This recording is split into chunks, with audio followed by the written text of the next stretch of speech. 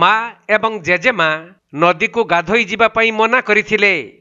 ତେବେ ସେମାନଙ୍କ ଅଲକ୍ଷ୍ୟରେ ଭାଇ ଭଉଣୀ ଦୁହେଁ ନିଜ ଘର ନିକଟରେ ଥିବା ନଦୀକୁ ଗାଧୋଇବା ପାଇଁ ଚାଲି ଯାଇଥିଲେ।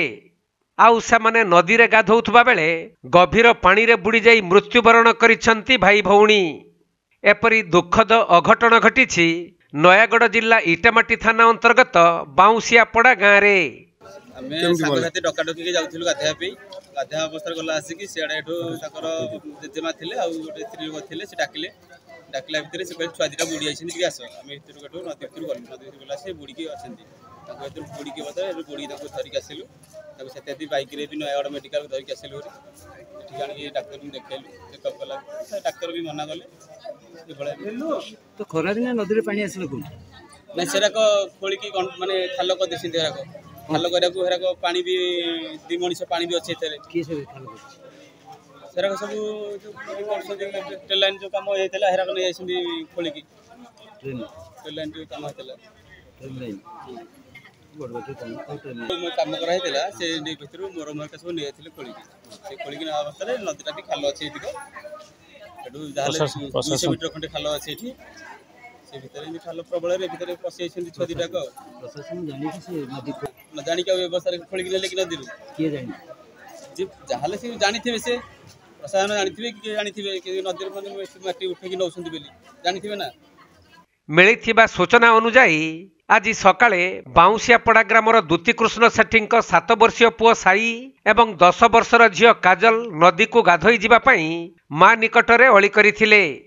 ହେଲେ ମା ସେମାନଙ୍କୁ ମନା କରିବା ପରେ ସେମାନେ ନିଜ ଜେଜେମାଙ୍କୁ ମଧ୍ୟ ନଦୀକୁ ଗାଧୋଇ ଯିବା ପାଇଁ କହିଥିଲେ।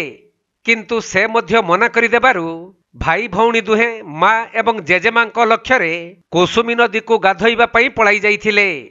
ଆଉ ସେଠାରେ ଗାଧୋଉଥିବା ବେଳେ ହୁଏତ ଭାଇର ଗୁଡ଼ ଖସି ଯାଇ ସେ ବୁଡ଼ି ଯାଉଥିବାର ଦେଖି ଭଉଣୀ ତାକୁ ବଞ୍ଚାଇବା ପାଇଁ ଯାଇ ଏହିପରି ଅଘଟଣ ଘଟିଛି, ଯାହାକି ଉଭୟ ଭାଇ ଭଉଣୀ ପାଣିରେ ବୁଡ଼ି ଯାଇଥିଲେ।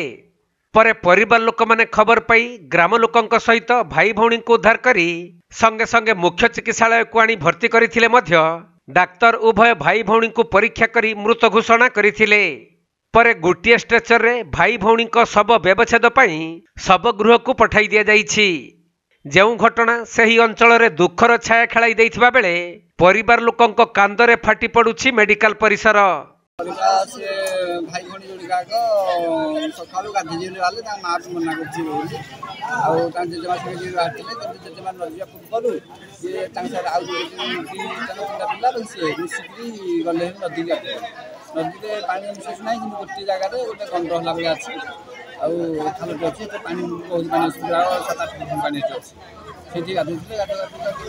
ଭିତରୁ ଯାଇଥିଲେ ଆଗ ବୁଡ଼ି ଯାଇଛନ୍ତି।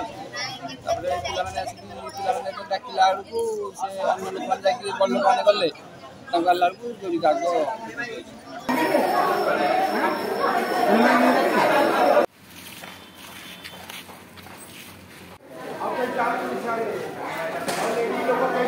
ନୟାଗଡ଼ ଜିଲ୍ଲା ଦଶପଲ୍ଲାରୁ ମାନସ ରଞ୍ଜନ ତ୍ରିପାଠୀଙ୍କ ରିପୋର୍ଟ, କୋଣାର୍କ ଲାଇଭ୍।